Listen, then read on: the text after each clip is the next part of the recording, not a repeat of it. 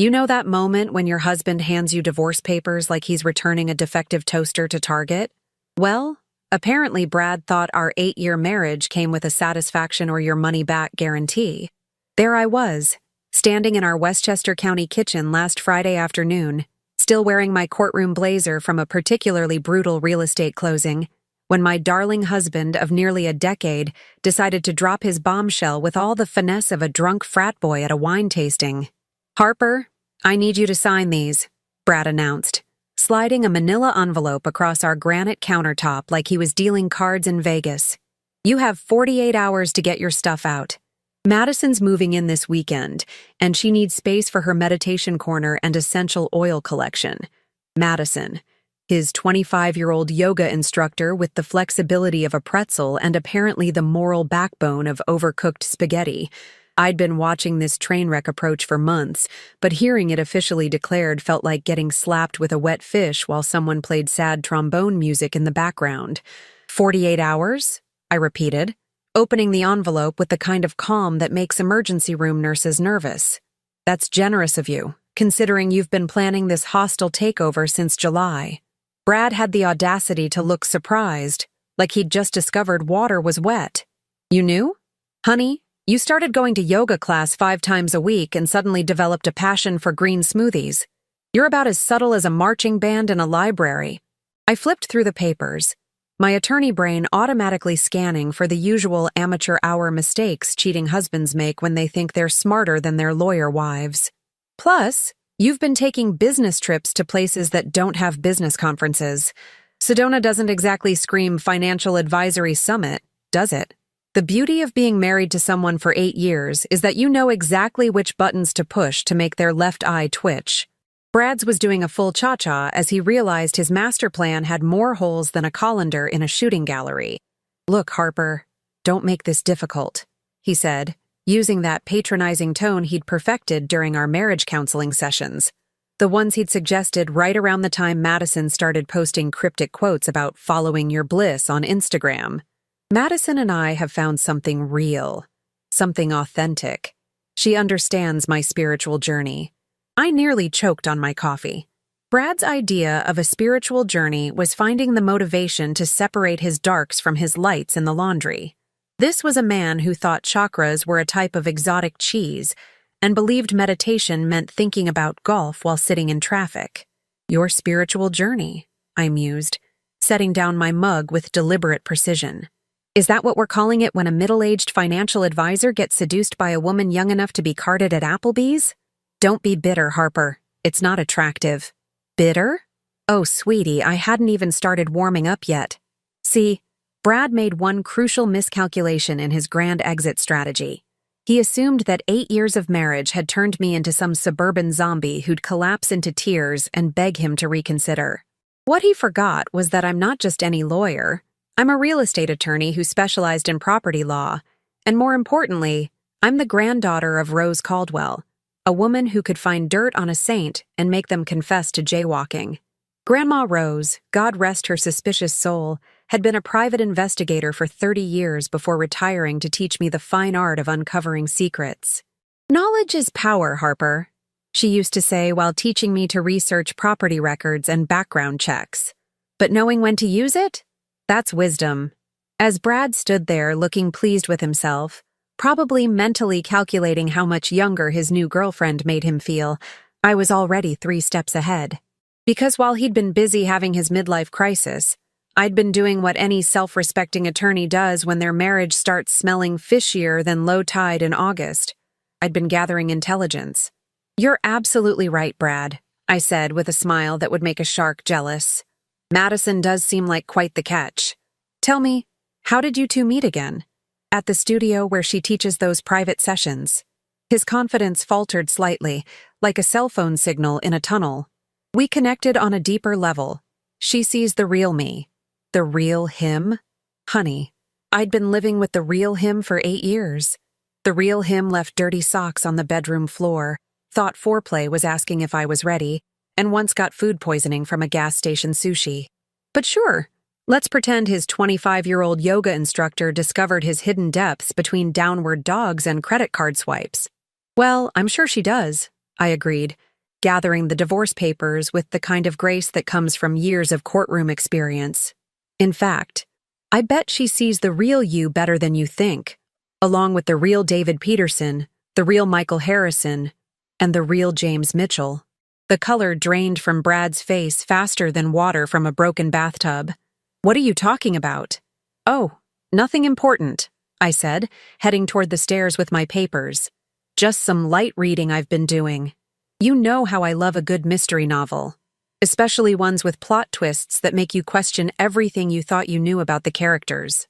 As I climbed the stairs to our bedroom, I could practically hear Brad's brain cells having a conference call trying to figure out what the hell I'd just said.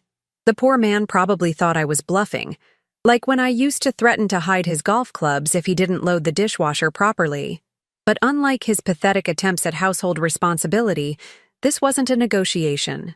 I closed the bedroom door and pulled out my laptop, the same one I'd been using for the past 3 weeks to conduct what Grandma Rose would have called due diligence on a suspicious character. Because here's the thing about being a real estate attorney married to a financial advisor. We both know how to follow money trails, but only one of us inherited a grandmother who taught her how to follow people trails. It had started innocently enough back in late September, when Brad came home smelling like sandalwood and sprouting nonsense about opening his heart chakra. Normal wives might have assumed their husband was having a standard midlife crisis, but I'm not normal wives. I'm Harper Caldwell, granddaughter of a woman who once caught a cheating spouse by tracking his dry cleaning habits for 6 months. The first red flag had been Madison's social media presence. For someone supposedly dedicated to the simple life and spiritual minimalism, she had an awful lot of expensive yoga equipment and designer athleisure wear. Her Instagram was a carefully curated museum of inspirational quotes superimposed over photos of her doing complicated poses in locations that cost more than most people's monthly rent. But the real smoking gun had been her client testimonials page on her personal website. 4 glowing reviews from devoted students who'd apparently found life-changing transformation through her specialized private sessions. David Peterson, a cardiologist from Scarsdale. Michael Harrison, who owned 3 car dealerships in Connecticut. James Mitchell, a hedge fund manager from Greenwich. And my dear husband Brad, financial advisor extraordinaire. The funny thing about rich married men having midlife crises, they're not nearly as original as they think they are. A little more digging, and by digging I mean using the investigative skills Rose had drilled into me since I was 12, revealed that Madison Rivers wasn't even Madison Rivers. Her real name was Melissa Rodriguez, and she'd been working this particular yoga instructor meets spiritual guru angle for the past 3 years across Westchester and Fairfield counties. The woman was running a rotation system that would make a baseball manager proud. Mondays and Wednesdays with David, whose wife thought he was getting cardiac rehabilitation after his heart attack. Tuesdays and Thursdays with Michael, whose spouse believed he was attending grief counseling after losing his father. Fridays with James, who'd convinced his wife he was in intensive therapy for his trading addiction. And weekends? Well, weekends belonged to Brad, who'd somehow convinced himself he was special. Each man was funding a different aspect of her lifestyle. David covered her Manhattan studio rental, the one she claimed was for advanced teacher training. Michael was paying for her car lease on that white BMW she drove to their sessions. James funded her weekend retreats to sacred energy sites that coincidentally happened to be expensive spa resorts. And Brad? Sweet, gullible Brad was covering her rent on the apartment she kept as her meditation sanctuary. The most beautiful part of her con was how she'd convinced each of them that they were saving her from the others. David thought he was rescuing her from an abusive ex-boyfriend. Michael believed he was helping her escape crushing student debt. James was under the impression he was supporting her through a difficult family situation. And Brad?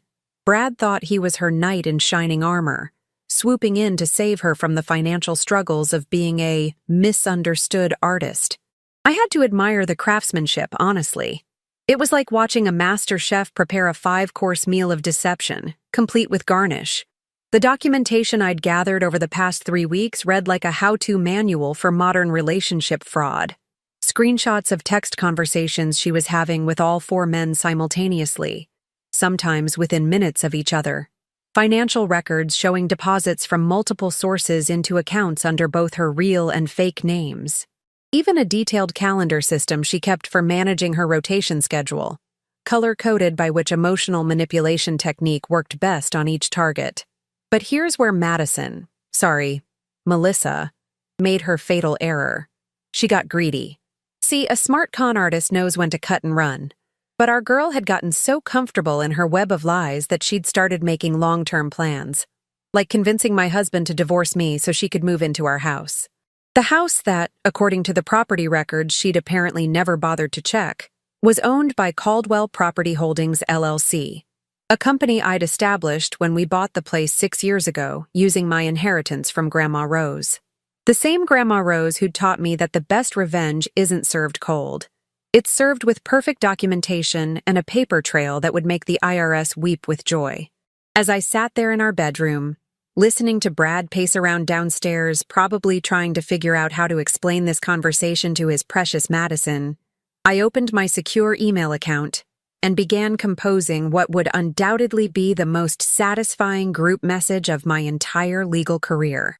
Dear Mrs. Peterson, Mrs. Harrison, Mrs. Mitchell, and future ex-Mrs. Caldwell, I typed, my fingers dancing across the keyboard like a pianist performing a particularly vicious concerto.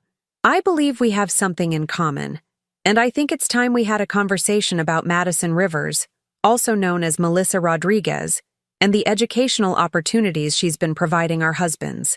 The beauty of having 4 different men's wives receive identical evidence packages at exactly the same time? Well, let's just say that chaos theory has nothing on a group of wealthy, well-connected women who've just discovered they've been played by the same amateur-hour yoga instructor. I hit send on that group email at exactly 6:47 p.m. on Friday, October 13th. A timing I'm sure Grandma Rose would have appreciated for its poetic justice. Within 15 minutes, my phone started buzzing like an angry hornet trapped in a coffee can. The first call came from Patricia Peterson, David's wife, whose voice had the kind of controlled fury that comes from 23 years of marriage to a cardiologist with wandering eyes. Mrs. Caldwell, I received your email. Are you absolutely certain about these allegations? Mrs. Peterson, I'm a real estate attorney. I don't make allegations. I present evidence. Check your email again. I've included timestamps, financial records, and enough photographic proof to convince a jury of skeptics. The second call was Victoria Harrison, Michael's wife, who sounded like she was speaking through gritted teeth while possibly sharpening kitchen knives in the background. How long have you known about this Madison person? 3 weeks of active investigation, but I've been watching the situation develop for about 6 weeks. Your husband's grief counseling sessions have a very interesting pattern, Mrs. Harrison. By 7:30 p.m., I had Jennifer Mitchell on a 3-way call with the other 2 wives. And let me tell you, listening to 3 wealthy, intelligent women discover they'd been played by the same con artist was like attending a masterclass in coordinated fury. These weren't your average suburban housewives. Patricia was a former prosecutor, Victoria ran her own marketing firm, and Jennifer had an MBA from Wharton. Madison had picked the wrong group to mess with. Ladies, I said, settling into my desk chair with the satisfaction of a general addressing her troops, I propose we handle this situation with the kind of precision and thoroughness it deserves. Are you interested in a coordinated response? The enthusiasm in their voices could have powered the entire eastern seaboard. By 8 p.m., we had a group text chain that would make a Pentagon strategy team jealous. Patricia was handling the legal aspects. Apparently, Madison's little operation constituted fraud, identity theft, and tax evasion across state lines. Victoria was managing the social media investigation, tracking down every fake review and fabricated testimonial. Jennifer was following the money trail through banking records her hedge fund connections could access. And me? I was coordinating the whole beautiful symphony of justice while simultaneously preparing for Madison's inevitable arrival at my house. Because that was the thing Brad didn't know about his precious spiritual guru. She had a key to our house that he'd given her 3 weeks ago, and according to the tracking app I'd discreetly installed on his phone, thank you, Grandma Rose, for teaching me about digital surveillance, she was planning to surprise him with a celebration dinner tonight. At 8:45 p.m., Brad finally worked up the courage to come upstairs. I could hear him approaching like a guilty teenager trying to sneak past curfew, each step on the stairs a symphony of regret and impending doom. "Harper, are you okay up there? You've been awfully quiet." "Just packing, sweetheart," I called back, not bothering to look up from my laptop where I was reviewing the insurance fraud documents Patricia had already started preparing. You know how thorough I am with important projects. "About what you said earlier. Those names." "Oh, that? Don't worry about it, Brad. I'm sure it's nothing important. Just some coincidences I noticed while researching Madison's background. You know how paranoid lawyers can be." I could practically hear his relief through the bedroom door. Poor Brad, thinking he'd dodged a bullet when he was actually standing in front of a cannon that hadn't fired yet. At 9:20 p.m., my phone buzzed with a text from Victoria. "Social media profiles deleted across all platforms as of 10 minutes ago. Someone's running scared." Jennifer chimed in at 9:25. "Bank accounts showing unusual activity. Large cash withdrawals started an hour ago." Patricia's message at 9:30 was my personal favorite. "Filed preliminary reports with fraud divisions in 3 counties. This is going to be fun." But the real entertainment started at 9:45 p.m. when I heard a car pull into our driveway. I glanced out the bedroom window to see Madison's white BMW, the one Michael Harrison was paying for, parking behind Brad's Mercedes. She bounced out of the car carrying what looked like takeout bags from that expensive organic place in town, wearing yoga pants that probably cost more than most people's monthly grocery budget, and a smile that could sell ice to penguins. I quickly texted the group. "The star of our show has arrived. Ladies, are you ready for the grand finale?" 3 immediate responses. "Ready. Let's do this. Time to end this charade." From downstairs, I heard the front door open and Madison's voice calling out in that breathy, pseudo-mystical tone she probably practiced in the mirror. "Brad, honey, I brought dinner. I thought we could celebrate your new freedom with some organic quinoa Buddha bowls." Buddha bowls, of course. Because nothing says "I'm going to destroy your marriage and steal your house" quite like appropriating Eastern philosophy and serving it with overpriced grain salads. I heard Brad practically tumbling down the stairs to greet her, his voice filled with the kind of guilty enthusiasm of a kid caught with his hand in the cookie jar who's trying to convince everyone he was just checking if the cookies were fresh. "Madison, I told you to wait until tomorrow. She's still here." "Oh, don't worry about that," came Madison's confident reply. "After tomorrow, this will all be behind us. We can start fresh in our beautiful new home." Our beautiful new home. The audacity was almost admirable. Almost. I closed my laptop, straightened my blazer, and checked my appearance in the mirror. Time to go downstairs and introduce Madison to the concept of consequences. But first, one final text to my new favorite group chat. "Showtime, ladies. Hope you're recording this." I descended those stairs like I was walking into a courtroom where I already knew the verdict. Madison and Brad were in the kitchen, her arms wrapped around his waist while she gazed adoringly at our granite countertops like she was already redecorating in her mind. The takeout containers were spread across the island, and she'd even lit some candles.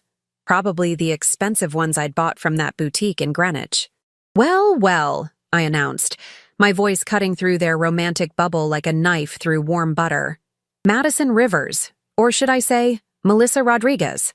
The effect was instantaneous and absolutely delicious. Madison's face went through more color changes than a traffic light having a nervous breakdown, while Brad looked like someone had just told him his 401k had been invested in Monopoly money. "Harper, what are you talking about?" Brad stammered.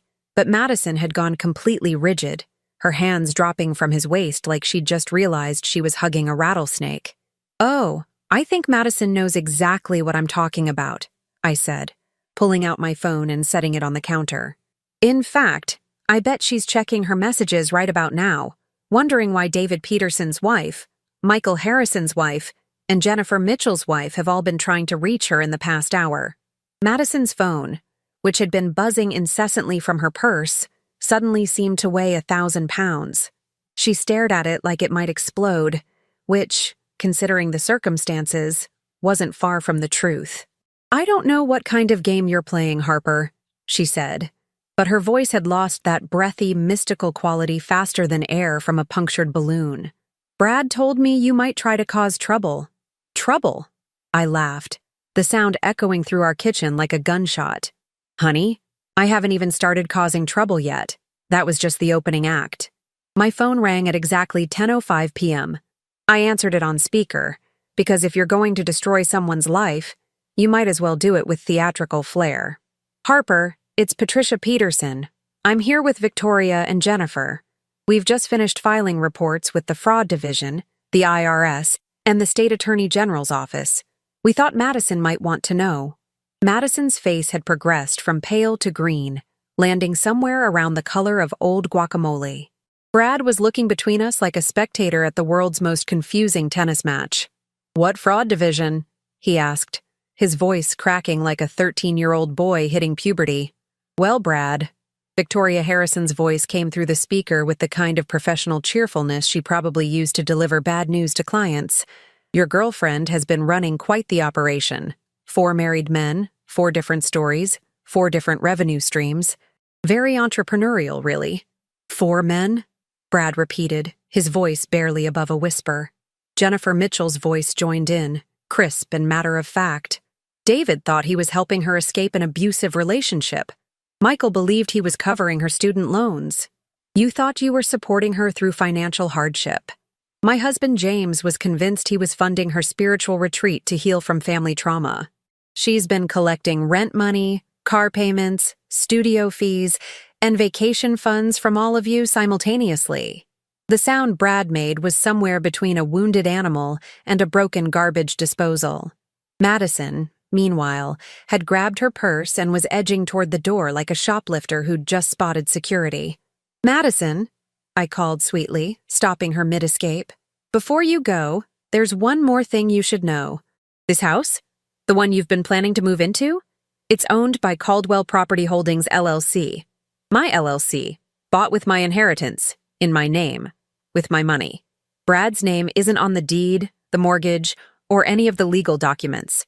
She turned around slowly, her face now resembling a wax figure that had been left too close to a heater. "What does that mean?" she whispered. "It means," I said, savoring every word like fine wine, "that even if Brad divorces me, he has no legal claim to this property. You've been planning to move into a house that he can't give you because he doesn't own it. You've been seducing a man for his assets when his primary asset legally belongs to his wife." The silence that followed was so complete I could hear the refrigerator humming and the grandfather clock in the hallway ticking away the seconds until Madison's world completely imploded. Brad finally found his voice. "4 men?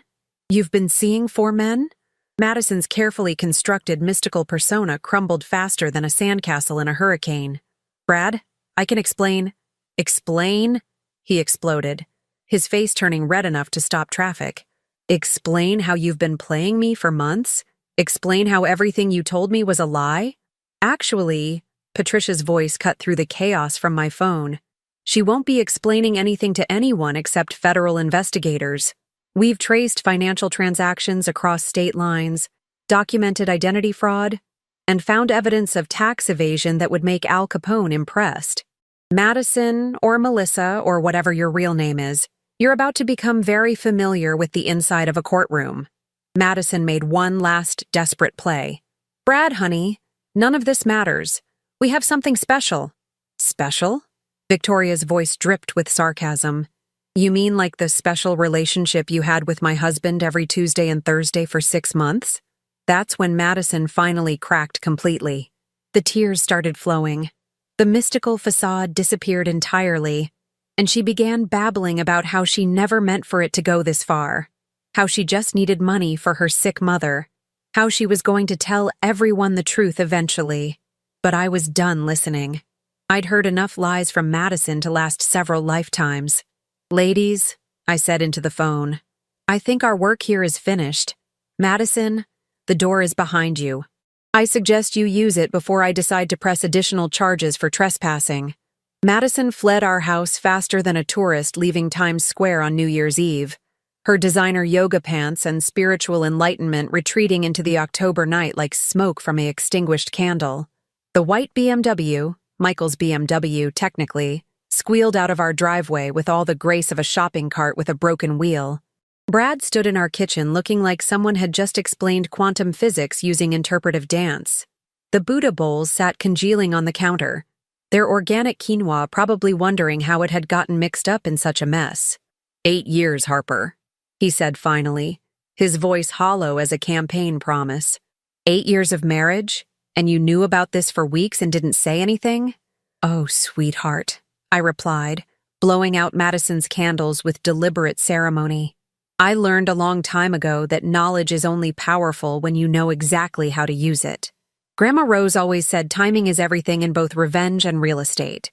The beautiful thing about watching someone's fantasy implode is the moment they realize they've traded something real for something completely fabricated. Brad had given up a marriage with a successful attorney who owned prime Westchester County real estate for a con artist who'd been juggling more men than a circus performer. My phone buzzed with updates from my new favorite group chat. Patricia had already spoken with a federal prosecutor who was very interested in Madison's multi-state operation. Victoria had discovered 2 additional victims in Connecticut through her social media investigation. Jennifer had traced enough financial irregularities to keep forensic accountants busy for months. The IRS is going to have a field day with this, I told Brad, scrolling through the evidence files. Turns out Madison hasn't been reporting income from her various spiritual counseling services. Amazing how quickly enlightenment disappears when tax fraud charges start flying. By Saturday morning, the consequences were spreading through our social circles like gossip at a country club board meeting. David Peterson's medical practice was scrambling to do damage control after Patricia leaked the story to her former colleagues in the prosecutor's office. Michael Harrison's car dealerships were facing awkward questions from clients who'd heard about his grief counseling sessions. James Mitchell had quietly taken a leave of absence from his hedge fund, while Jennifer consulted divorce attorneys. And Brad? Poor Brad discovered that being the 4th wheel in a con artist's rotation isn't exactly a resume booster in the financial advisory world. Word travels fast in Westchester County, especially when it involves yoga instructors, fraud investigations, and very angry wives with very good lawyers. The divorce papers Brad had so confidently served me turned out to be as worthless as Madison's promises of spiritual transformation. When you don't actually own the primary marital asset, divorce negotiations become significantly more complicated. Turns out my inheritance-funded LLC and my name on every legal document gave me negotiating power that made Brad's position about as strong as a house of cards in a hurricane. 3 months later, I'm sitting in the same kitchen where this whole drama unfolded, but now it's just me, my coffee, and the satisfaction that comes from watching karma work with the precision of a Swiss watch. The house is mine, the peace is mine, and the future is entirely mine to design. Patricia, Victoria, Jennifer, and I still maintain our group chat, though now it's mostly for sharing wine recommendations and legal updates on Madison's case. She's currently facing charges in 3 states and owes back taxes that would make a lottery winner nervous. The yoga instructor who promised spiritual enlightenment is about to discover the meditative qualities of federal prison. Brad moved into a studio apartment in White Plains, where he's apparently trying to rebuild his client base and his dignity simultaneously. Last I heard, he'd sworn off yoga entirely and was considering taking up golf, a sport where the only thing that gets twisted is your swing. The most beautiful part of this whole mess? I didn't have to destroy anyone's life. I just had to reveal the truth and let consequences handle the rest. Madison destroyed her own life by building it on lies. Brad destroyed his own marriage by choosing fantasy over reality. I just provided the documentation. Grandma Rose always said that justice isn't about revenge. It's about restoring balance to the universe. Sometimes that balance requires a little help from well-organized evidence files and a group of very determined wives with excellent lawyers. These days, when people ask me about my divorce, I just smile and say it was educational. I learned that 8 years of marriage taught me exactly how much I'm worth, and it's significantly more than I'd been settling for. And if any future suitors think they can play games with Harper Caldwell, well, let's just say I've got Grandma Rose's investigative skills, a law degree, and 3 new friends who know exactly how to coordinate a beautiful takedown. After all, karma might be patient, but it's got excellent credit and always collects with interest.